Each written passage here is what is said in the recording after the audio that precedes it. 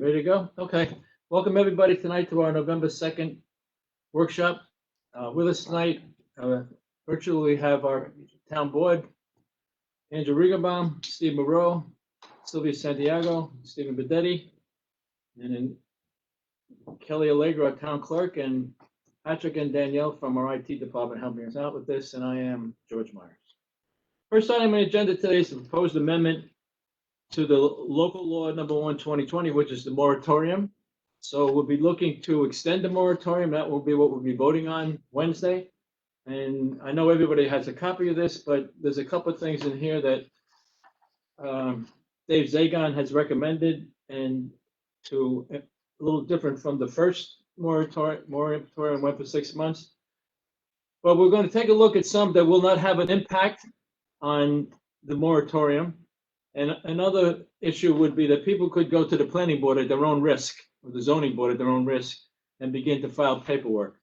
So this will be a vote on Wednesday whether or not to extend the moratorium for another 6 months. Next item on the agenda is the purchase of some license plate readers that the police department is recommending that we purchase. They'll all be at 5 Corners in Vales Gate, and the license plate readers have been very helpful to our police department in solving crimes, because we're able to go to the cameras and see what vehicles went through what intersection at what time, and able to develop some leads. So the cost is $17,500, and that cost will come from the seized assets fund. So it would not be from our budget, but from seized assets that the police department has been given by the Property District Attorney's Office. Just as a note, last night we had a series of car break-ins in the town, and our night patrol, the police department, was able to apprehend this particular subject, and he must have broke into 15, 20 cars in different locations. And grand finale, he stole the vehicle.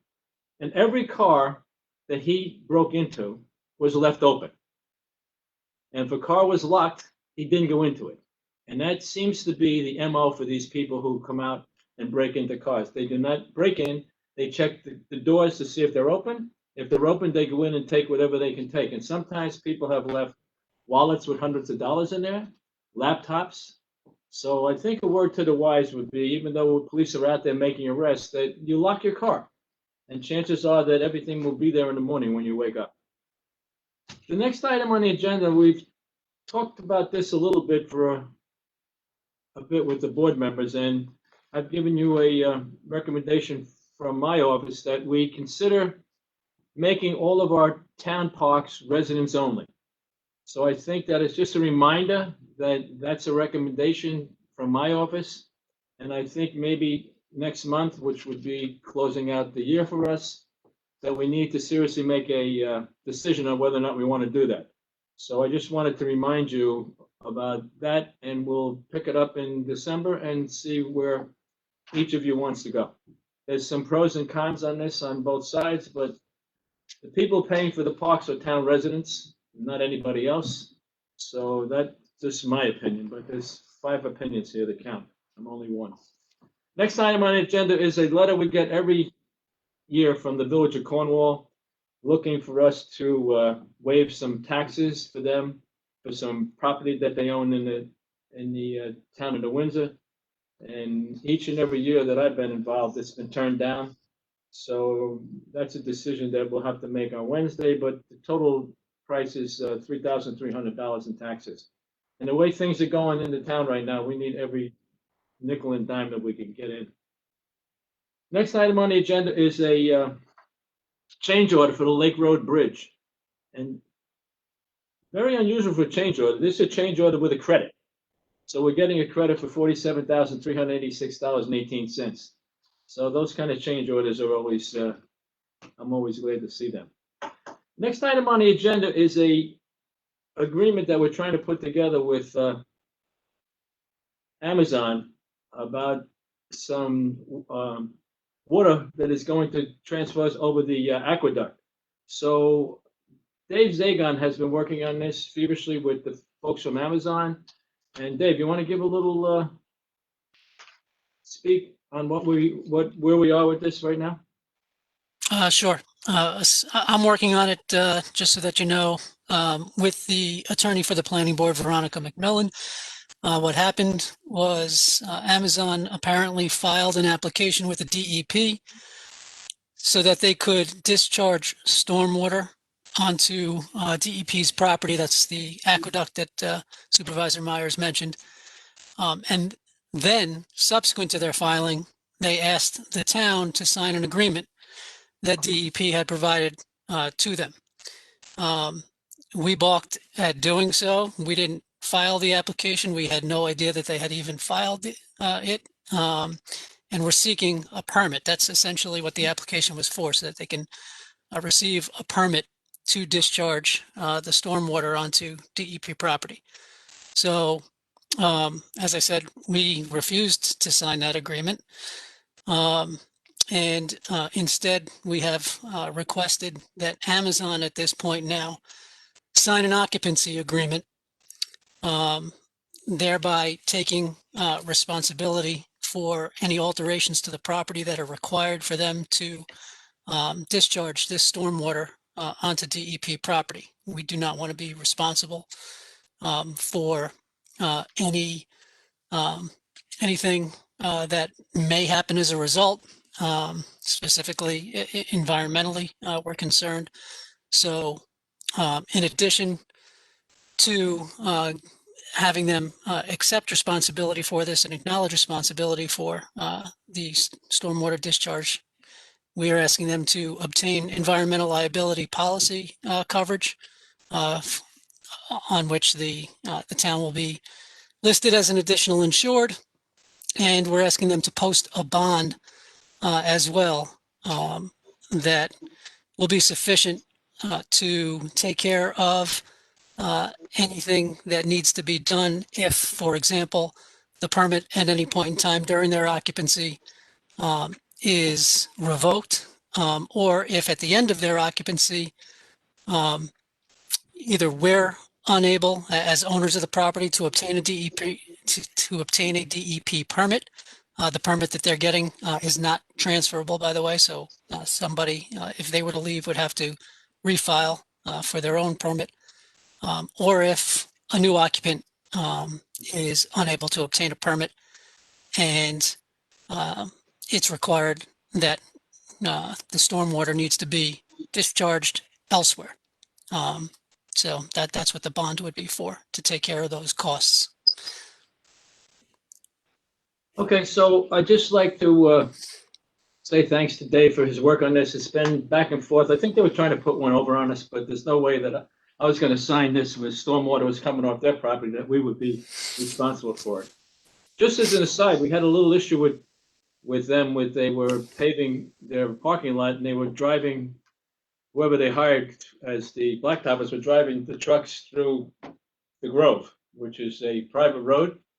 So we had lots of discussions with Amazon and the property manager from the Grove, and we've kind of suggested that maybe Amazon should pay for a gate at the Grove, so no one drives through there. So I will follow this up, see where it's going, but it was not anywhere close to what they said they would be doing. So we had them in. We had the people who actually do the work over there, and we had the Amazon representative in here. And I think my message was pretty clear to them that this was not going to be tolerated. So if you should get any complaints about that, we're on that and we're going to address it. I wasn't happy at all with Amazon. The next item on the agenda is a proposed local law which repeal and rescind the local law which would have allowed us to override the tax levy. We are not going to override the tax levy, so we just have to rescind that local law. The next item on the agenda, I just want to have a little conversation about the budget, the 2021 budget. There was lots of work done by Jack Finnegan and Doreen Casey and his staff in the controller's office and trying to get these taxes down as far as we possibly could get them down. And we were very well aware of the fact that so many people lost their jobs and that many businesses were closing or were seriously impacted, and people can't pay their rent or their mortgage because of the COVID. So we were really struggling, and we had taken some pretty good hits with our revenue stream too. So I had asked the town unionized employees if they would forego their 3% raise that was contractual, that the town was contractually obligated to pay that. But I asked them that if they would consider just putting that off for a year. And I really haven't heard back from them, so I'm kind of guessing that they're probably not going to do it. But not one town employee was inconvenienced by this pandemic. They never lost a nickel in pay. In fact, we were paying some of them to stay home when it really got bad back in February and March. So we are complied with the governor's office where only 50% of the people would be here. So what we have done is we've used what I would think maybe excessive money from our reserve fund to get this down to where we're not burdening the taxpayers. So if we approve this budget that's going to be up for a vote on Wednesday, I think the average homeowner will probably see an increase of someplace maybe around $80 a year on that tax bill. But this was done by using some of our surplus money in the reserves, and we're getting dangerously close. We've been using it for a number of years now, and you just can't keep using it. And the payroll that we have now is pretty staggering that we pay out every year, and about 35% of our budget is that. And we've had an increase in the payroll due to this raises at about 500,000. So the way it looks to me now, the only people who will not get a raise in 2021 is you guys, the elected officials, because we have all agreed that we're trying to kind of lessen the burden to our taxpayers. So I guess I'm still waiting to hear back from those union people, but I'm not holding my breath. I've had some meetings with them, and it just didn't sound to me like anybody was looking to kind of make any concessions. But I will say this, that in the first quarter of 2021, there may need to be some adjustments. And when I say adjustments, I mean adjustments. So we'll have to see how this wraps up probably by the middle of January, maybe the third week in January. We'll know what the reserves look like. But you just can't keep taking. Like, for instance, to make this budget to get under the override, we use 1.1 million of the reserves, and they have used millions in the past several years. You just can't keep doing that. So people think that we have these reserves, that it's okay, but once you get to a point, it's just not good business. It's like any business. I mean, at the end of this, we may only have maybe 2.5 years of reserves. 2.5 months of reserves, I'm sorry. And it should be 4 to 6 months. So this thing is getting really, really serious. Some of the numbers that I looked at, employee benefits that we pay out, we paid $1 million a year just for retired people. Just so people don't work here anymore. That we are funding that $1 million. And the last contract even made it worse. So it's going to get worse. So I don't know that the employees are really thinking this through, but I've been pretty vocal about what I have said from the very beginning, from the minute this COVID came in February, March.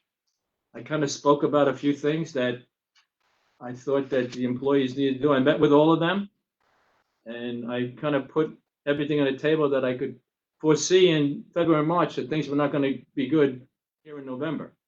And we talked about maybe putting that raise off for a year, maybe giving some money back, or facing some layoffs. So I think that they probably have elected to do nothing. So I am just one vote, but I'm telling you that I am not going to let the town go belly up when no one is willing to help.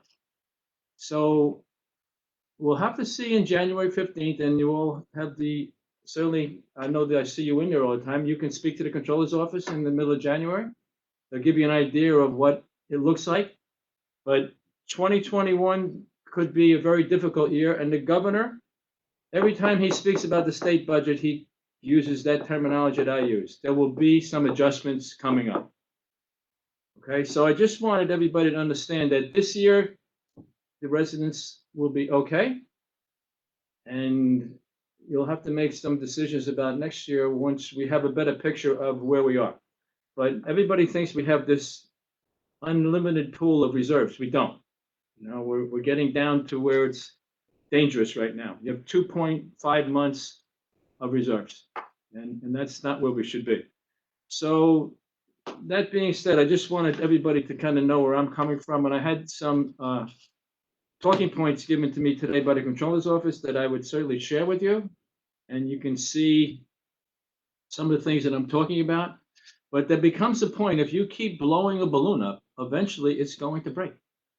And I just don't know how we can ask the taxpayers who have lost their jobs, who the businesses are going out of business, and the restaurants are dying, and everybody's in trouble. And we're sitting over here in Disneyland.